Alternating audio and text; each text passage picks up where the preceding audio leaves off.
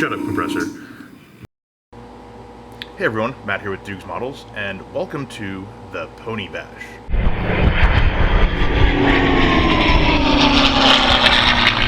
So, what the fuck is the Pony Bash? Well, basically, over the past, I don't know, few weeks, month or so, over at Scale Modelers Critique Group, the subject of P51s has kind of been bubbling to the surface, specifically the new-ish Edward 148th kit.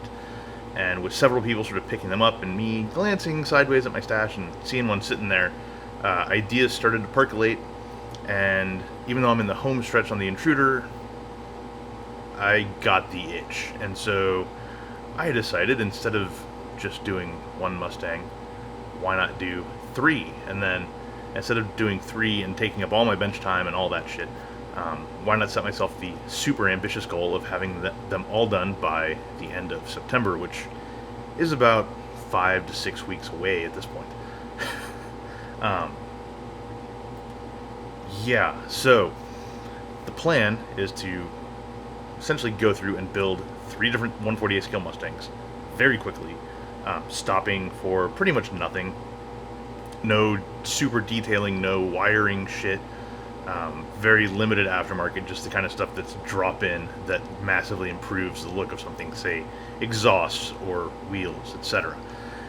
And for those 3 kits, I chose the aforementioned Edward P51, specifically the D5 boxing, which is the early tail without the tail fillet and all that shit. The Airfix F51, which is basically a P51D, but still in use later on in Korea when the Air Force was actually a thing, and all the P planes are renamed F planes. Basically, aside from potentially prop differences and the ability to carry rockets on the wings and shit like that, they are interchangeable from a regular P51D. And finally, a Mang P51D, mainly because, again, I had this sitting in the stash and I haven't built one and they seem interesting, so that's kind of the plan. Now, why the fuck am I doing this? Part of it is just a change of pace, part of it is I tend to fall down rabbit holes when I build. If you happen to watch the P47M build or this Intruder build, a lot of kind of wading into different detail areas and dragging shit out probably longer than I need to. So I figure by building 3 of them in a matter of weeks, that'll be a good sort of, shock to the system to basically shift the way that I'm building, at least thinking on at least these couple of builds. We'll see if that actually happens or not. Also, I do have a big Tamiya 132nd Mustang sitting in the display case, basically about a week's work away from actual paint, and I figure working on a Mustang will be good practice for that, getting sort of those bare metal muscles worked back up, because I've been working on shit like Intruders for a while. So yeah, that's another part of it. Also, just a quick way to have some fun and basically get a tour of other P51 kits that are out there and kind of see what the state of play is in 148 scale Mustangs right now. Quick coffee break. Now, since basically the moment that I revealed I was doing this, I've had people saying, well, that Airfix is gone, why don't you just throw it in the trash right now? Same with the Mang to an extent. Some people have said the same with all 3, which, who knows? I make no claims that I will actually finish these by October 1st. I make no claims that all of them will cross the finish line. And basically, as I'm building, it's more just to have a good time with them, see what the kits are like, get a feel for them, play with a couple different finishes, and see where they stack in the current sort of spectrum of Mustangs that are out there. I know this is something I've talked about with P47s before, but honestly, it's probably been 7 or 8 years since I have. Basically, if you take any kit, and this is all just how I conceive of the modeling world, basically. So if you take any kit that's like a popular, widely covered subject, P51, P47, BF109, FW190, F15, F16, F4, whatever it might be, say there's something that there are, I don't know, 3, 4, 5, 6 plus different kit options out there of. So we're not talking like an XB70 that might have like one kit that was made 40 years ago. We're talking stuff that is like constantly refreshed, constantly has new kits, new takes coming out. For any of those, I basically think you have really two choices and the rest can just be ignored. You have sort of whichever one nails it most, and that's in terms of a couple things. So there's detail, there's engineering, which is how a kit is supposed to go together, the way it's designed basically. There's fit, which is how well it actually goes together, and then there's accuracy, which is, you know, are the wings the right shape, is the cockpit correct, are the details in the right place, is the propeller the right shape, are the landing gear struts, you know, posed at the right angles, and just all, you know, accuracy basically.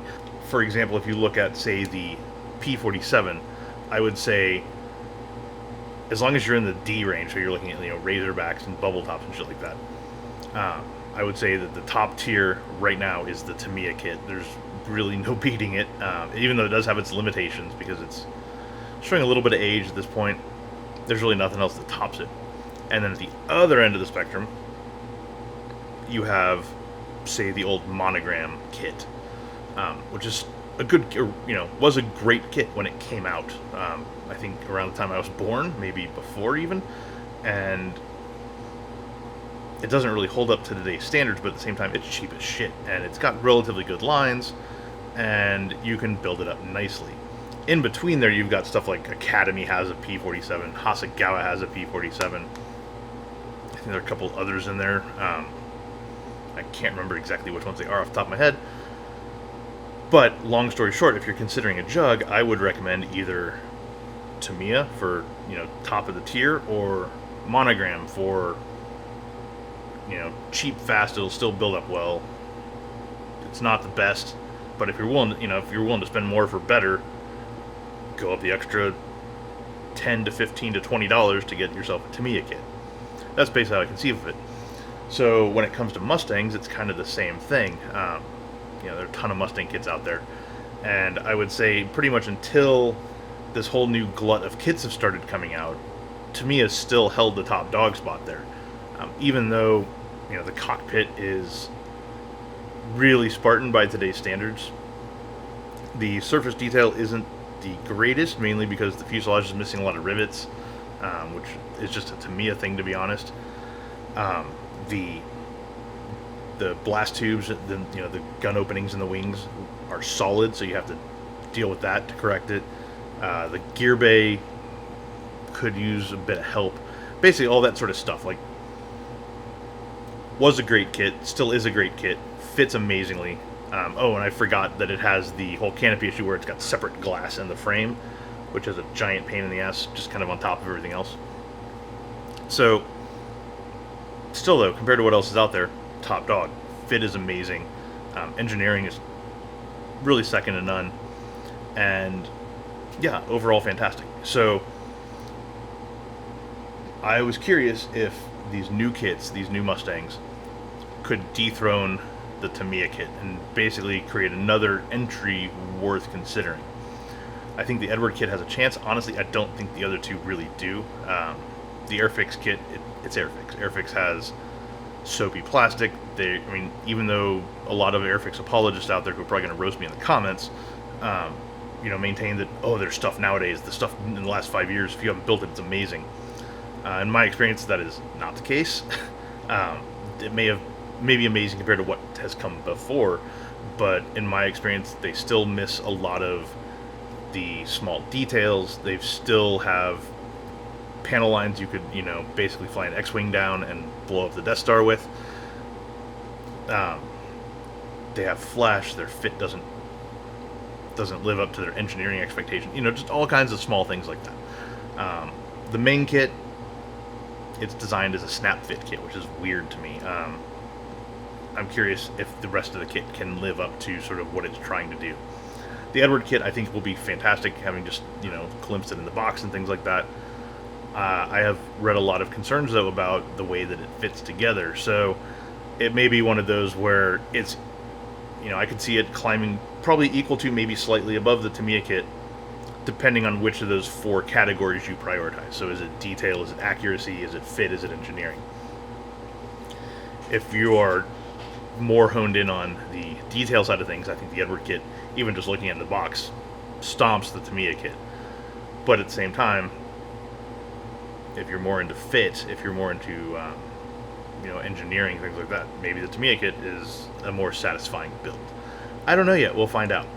So with that, I'm going to swing the camera around and we can kind of look at how things are progressing. Okay, so before diving into the works in progress, I want to take a moment to look at a Tamiya P51D. So this is one that I built in, I believe, 2011, maybe late 2010. So it's about a decade old almost. And it's a little bit dusty because, I don't know, I think the display cabinet it is sitting in is not hermetically sealed, so a little bit of dust finds its way in and shit like that, and has fucked things up over time. But overall, it's still super representative of what these kits are. So you can see the detail up here on the cowl is quite good. The seat is actually an ultracast seat, which elevates it quite a bit above the typical Tamiya P51D. Sidewall detail is decent-ish. I think a lot of it is maybe Edward PE from back in the day. Instrument panel up there. It's very hard to see, but nice and simple. There's something rolling around in here, and I have no idea what it is. You can kind of... Something came loose at some point. Yeah, there's more Edward stuff over on that side. So, I mean, it's a busy-ish looking cockpit. Nothing terrible. Nothing particularly great either. Back here we've got a little bit of cabling on the radio boxes, etc. Gotta make sure that okay, that's nailed down nice. On the underside here,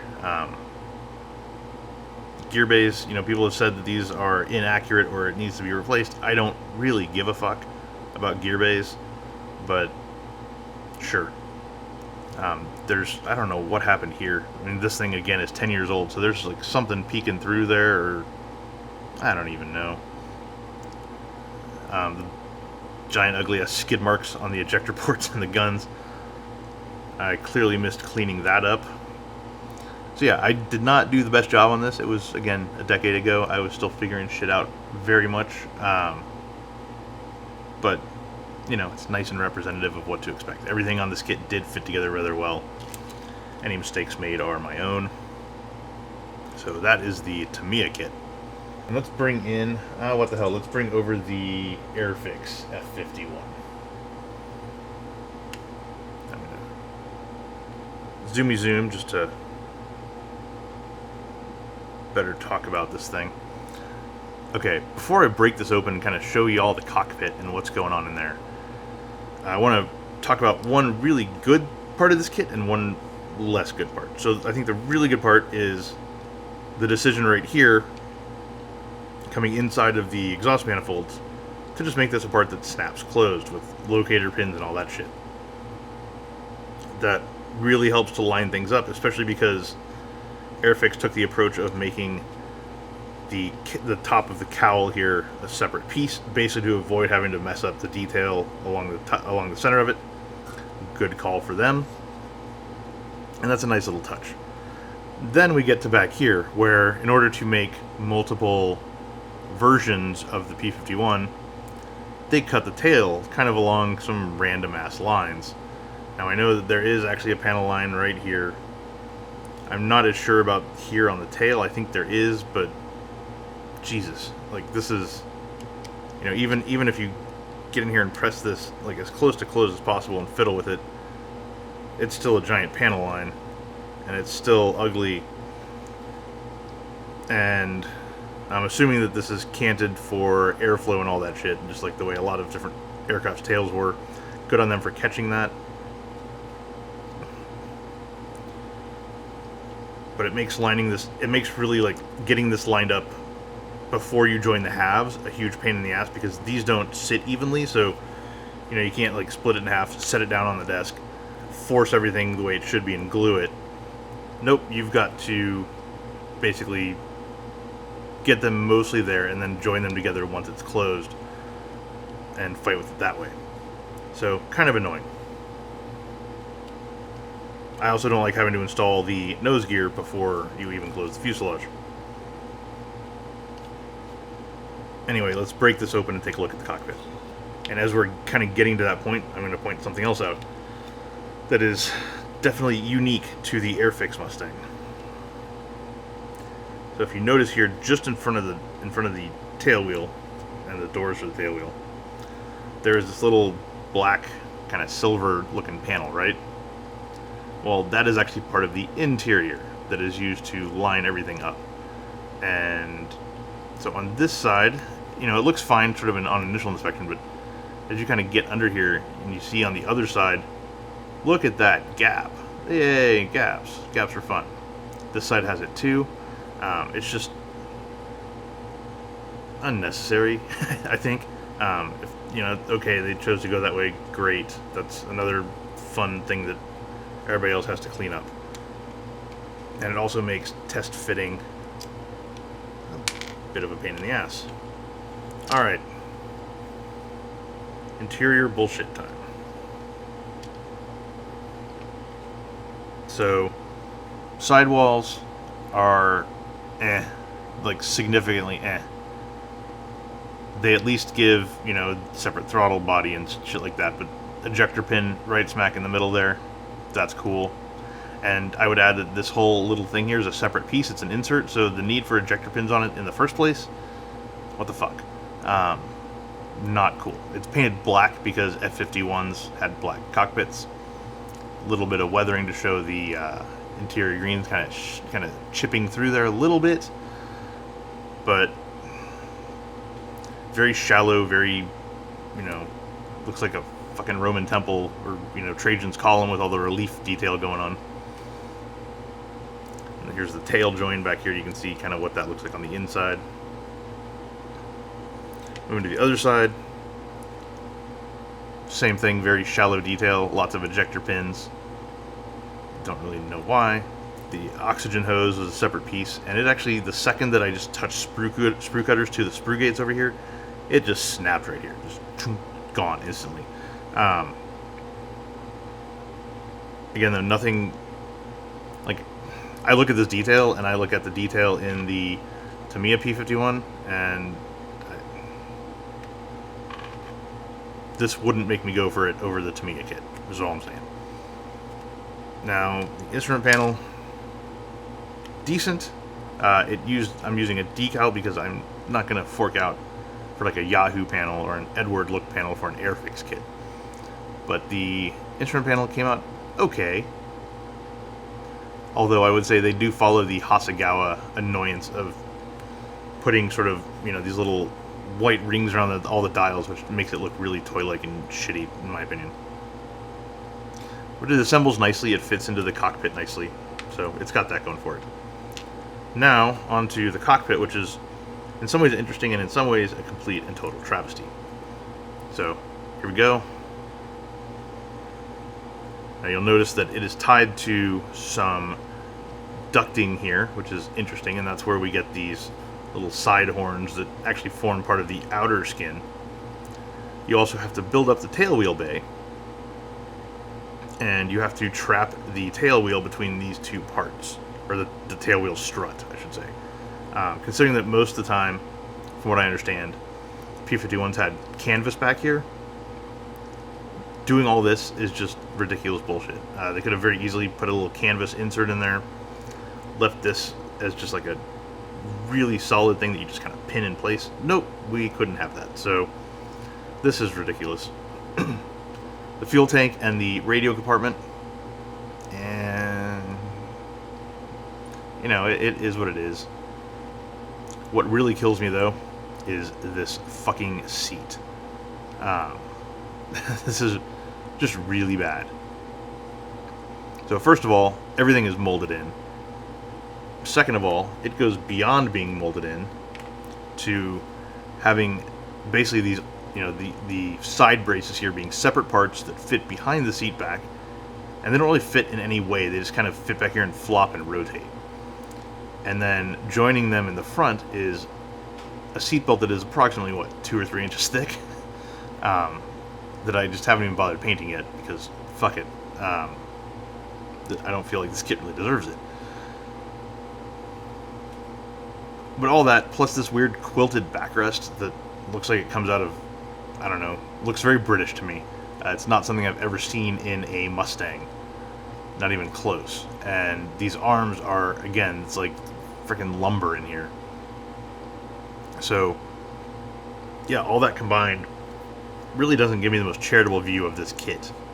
You know, if I were building it for real and not in a rush, I would very much consider getting the Edward resin cockpit to replace all this bullshit, because this is bullshit, and really going to town with that.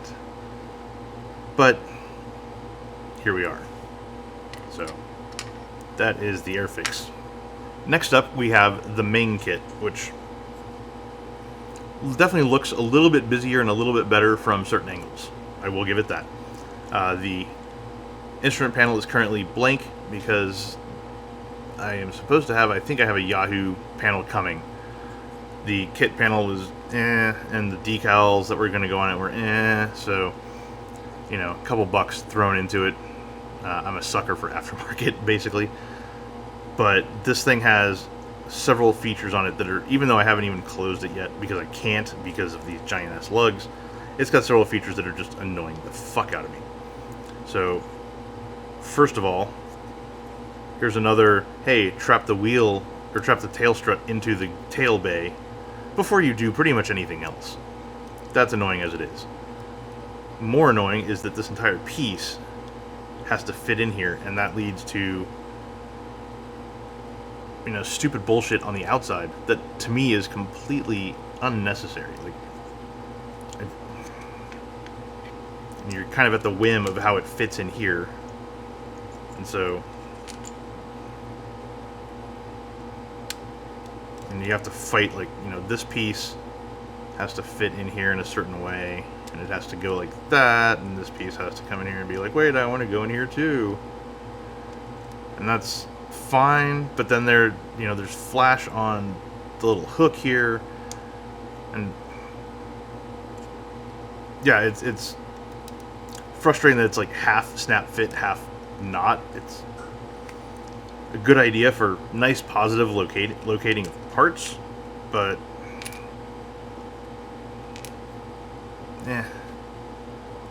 it's I've been fighting it more than I need to. I'm going to save the fuselage sides for the last. So basically, this is the rest of the cockpit. Better detail on the radio boxes, better detail, some detail at least, on the fuel tank. As you can see, it's a separate piece, and I went ahead and painted the plywood flooring underneath it. Barely shows up. It doesn't really show up once it's closed, but, you know, shits and giggles. Here's the rudders and pseudo instrument panel and the coaming. And then we have the seat, some Edward steel belts, again moving fast and lazy. Control stick, which I haven't painted the top of yet. This one is okay, I would say. One thing that pisses me off, though, that I'm not enjoying, the braces on the side here are molded into the upper portion of the seat, and they just kind of have to like touch-ish the seat pan itself. I also feel like the seat pan sits very, very close to the floor, closer than I feel I've seen in, you know, other P-51s. So yeah, that, I mean, it's fine. You know, I think compared to the Tamiya kit,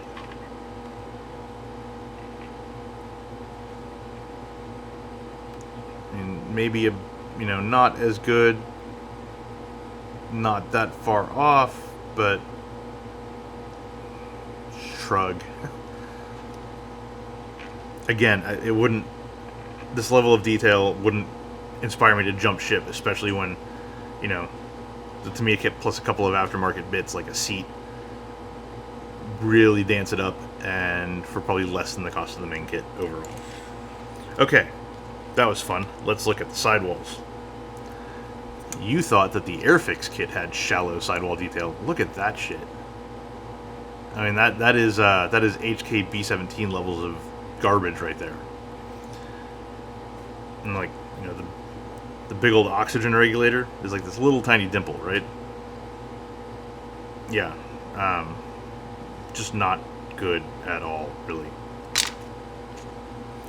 You flip over to the other side. This side is a little better because it has an insert piece. Woohoo, an insert piece. But, you know, look at the rest of it. Like, would you believe that is supposed to be the fucking throttle? That little dot of shit is supposed to be the throttle, which is a very prominent part of any World War II fighter. What the fuck? That's just bad. So let's say that, you know, you can kind of look past this bullshit inside, right? And you want to kind of give this thing a go, and you figure, okay, we can dress it up with aftermarket stuff, right? Wrong. There is really no aftermarket for the cockpit of this kit. And everything is snap fit, and so it's weird, basically.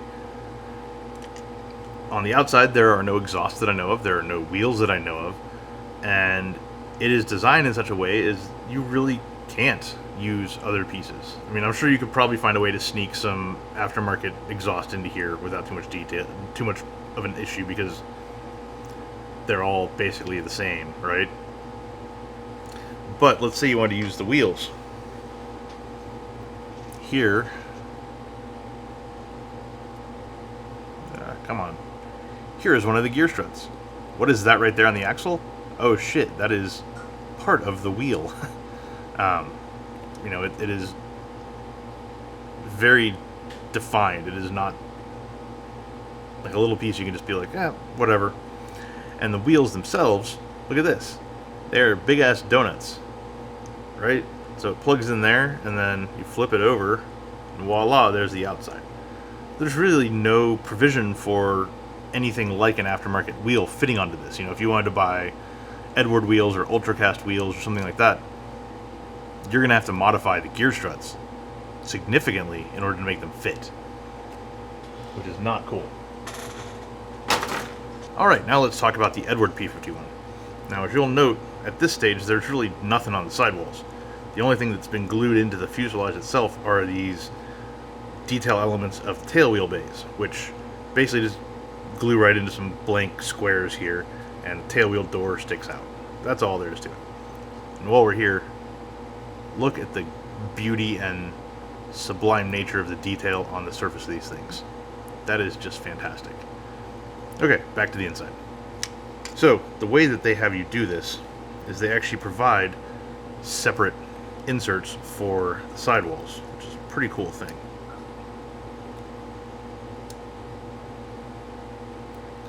If your dumbass can line them up properly, that is.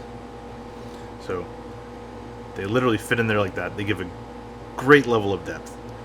Much more than the Ming or the Airfix kit do. And also a lot more detail. You can see you've got literally like the rivets in here, and shit like that, just kind of hanging out. Separate boxes kind of glue into place or sit on top. And again, kick up the detail another notch. The only thing that you need to deal with is if you want to be really fussy, you can come in here and fill this top line, because there's literally decking that sits there and covers that. And this other side, which actually has more detail and already has some work going on it.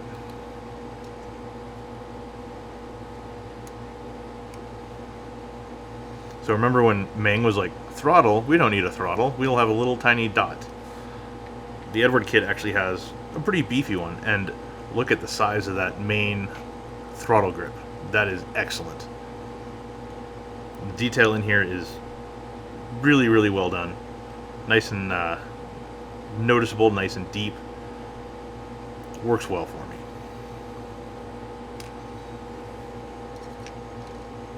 Main cockpit floor.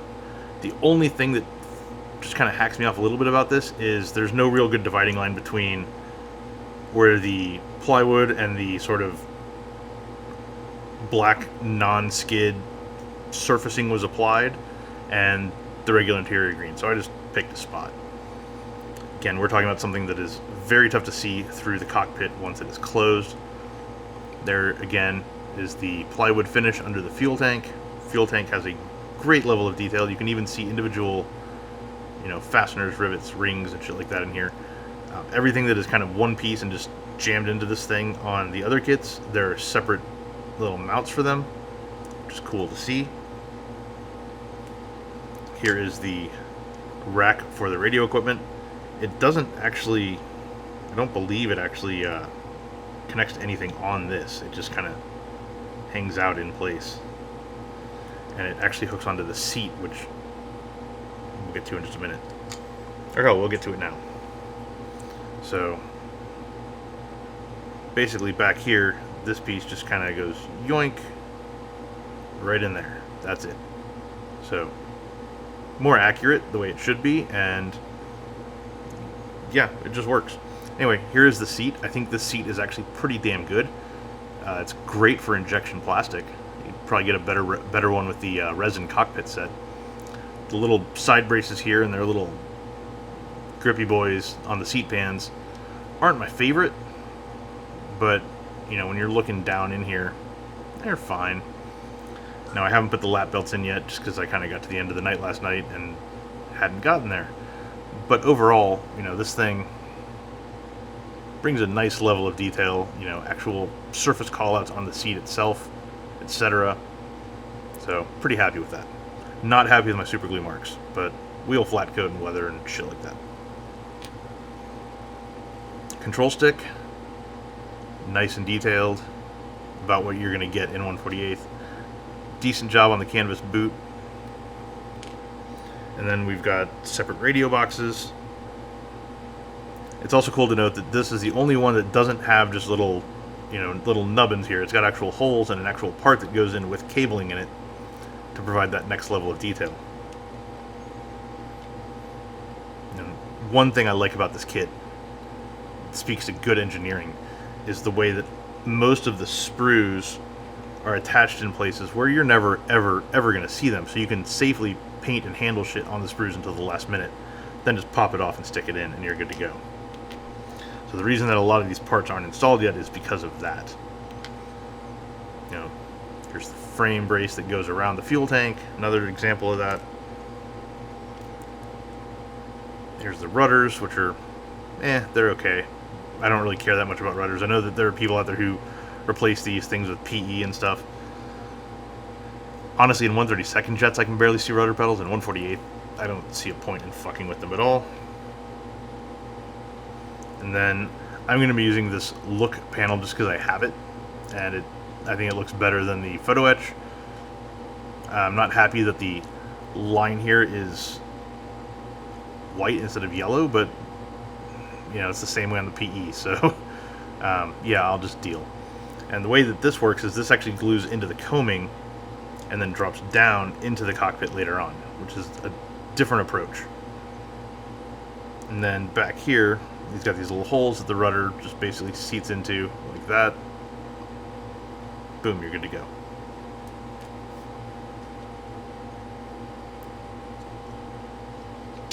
And then, in terms of fitting together, one annoying thing with this kit is they really don't like locator things at all. There are very few of them.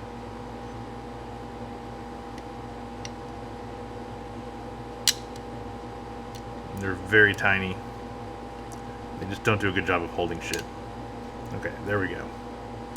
So overall, everything fits together decently. I think it'll fit better once there's stuff inside it for it to actually kind of like hold on to a little bit. The one thing that concerns me about this is this one does not have a separate upper cowl. It's all part of a piece, which probably works better, honestly, for the sides, but it means that gluing up top, you have to be really careful because there's a bunch of detail. Well, actually, the detail on this kit gets very soft up towards the center, but there is detail up there that you probably don't want to remove without, the pain of restoring it. The good news is that on Mustangs, pretty much no matter what, there is color up here. It's not bare metal, so you're not going to see every flaw. It is going to be olive drab. It's going to be black on a few. weird aircraft. Like there's a Swiss P-51 that actually has a blue sort of anti-glare panel there, but yeah, for the most part, you're looking at coloring that in anyway with a very, at least a color as dark as olive drab. So I think they probably made the right decision doing this. I know that it's fun to preserve detail, but I'd rather be fighting something up here where there's color than down here where there's bare metal. So, okay, so that's basically where these kits stand right now. And honestly, I'm ready to start making some subtractions from what's happening. So, as of this point, I am no longer working on the Airfix kit because I honestly, that seat is so god-awful, I just cannot forgive it. And then, like, these gigantic fasteners back here and the trenchy panel lines and the gaps here, it's just, I can already tell I'm not going to enjoy working on the rest of this kit. It just, yeah. So, goodbye. Same with the Meng. It is also going to get the boot, mainly because I haven't been having fun with this kit. It is,